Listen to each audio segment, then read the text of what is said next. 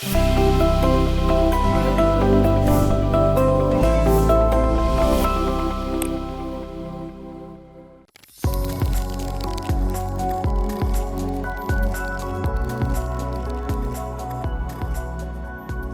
everyone. Welcome to another episode of Around the World.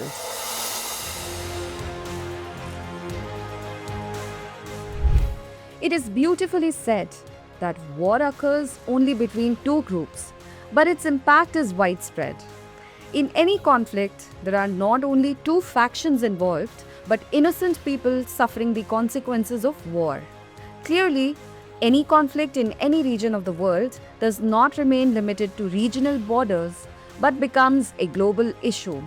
Similarly, new developments keep emerging in the ongoing Israel-Hamas conflict, where on one hand speculations were made about the end of the war, while on the other hand, the horrific picture of this war keeps unfolding with each passing day.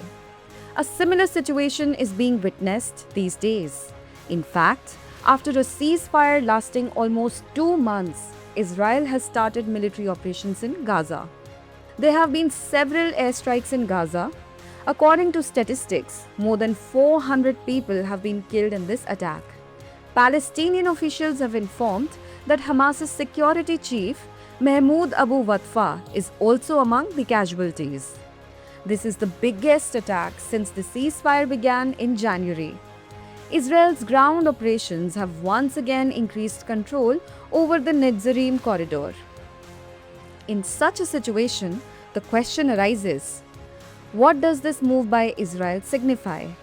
And what could be its regional and global impact? In today's episode, we will search for answers to these questions, so let's begin the discussion. According to the Israeli Ministry of Foreign Affairs, Hamas continuously refused to extend the ceasefire and release hostages, which led to Israel having to take such a step. Meanwhile, in the second day of consecutive attacks in Gaza, around 20 Palestinians were killed. The Israeli army has once again started ground operations in central and southern Gaza Strip. After this operation, control over the center of the Netzarim corridor has increased. In fact, the Netzarim corridor divides the Gaza Strip into two parts. After the ceasefire, Israel had separated itself from the corridor. The Israeli defense minister has warned that if the hostages in Gaza are not released, Israel will carry out operations more rapidly. In this situation, the army has dropped leaflets in Beit Hanun and Khan Yunis regions of Gaza, urging residents to leave the area immediately as their lives may be in danger. The situation has become extremely difficult and dangerous for the citizens of Gaza as they are caught between continuous air and ground strikes.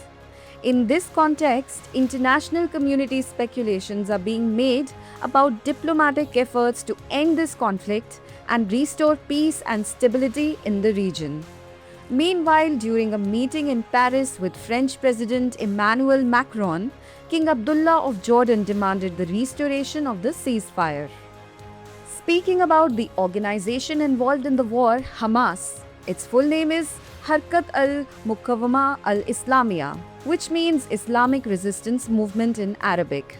In fact, Hamas is an Islamic extremist organization that demands the establishment of Palestine as a nation. It is also one of the two main political parties in the Palestinian territories. Its main base is in the Gaza Strip, which is currently a part of Palestine. In 2007, Hamas took control of this area and has since been carrying out its plans to eliminate Israel. This organization was formed in 1987 by Muslims from Egypt and Palestine.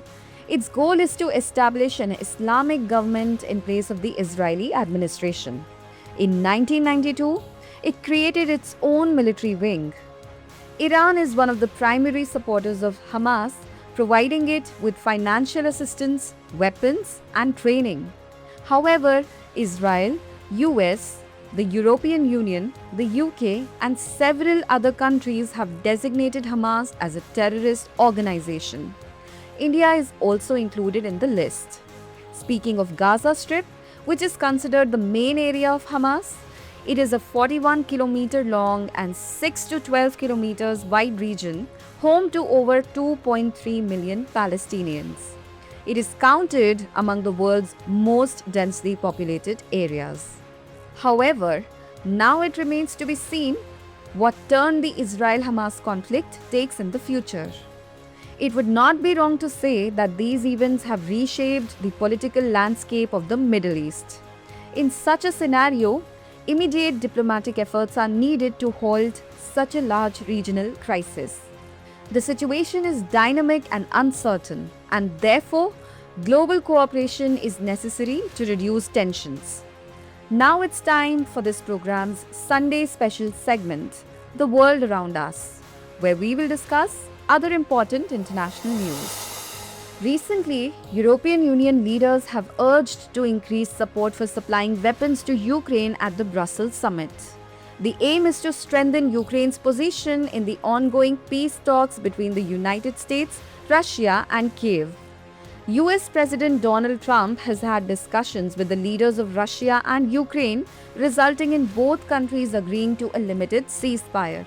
However, Ukraine had recently carried out a drone attack on Russia's important military base, raising questions about the peace efforts. Recently, the Indian Navy completed a 2-week training session on anti-submarine warfare or ASW.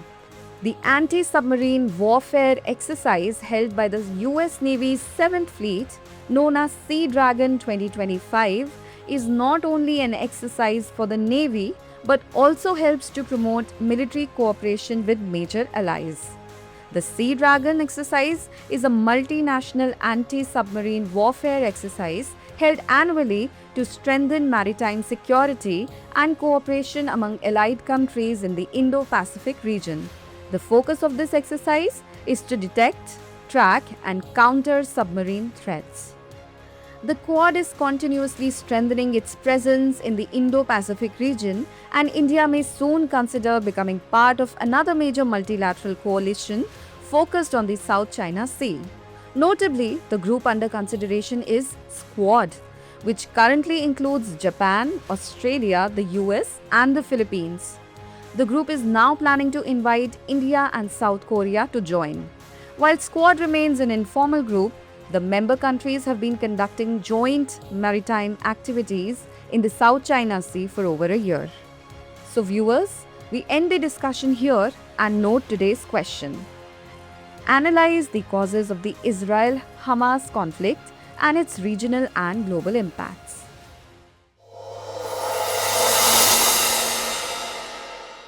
For more informative content, like, share and subscribe, and do not forget to press the bell icon to get the notifications.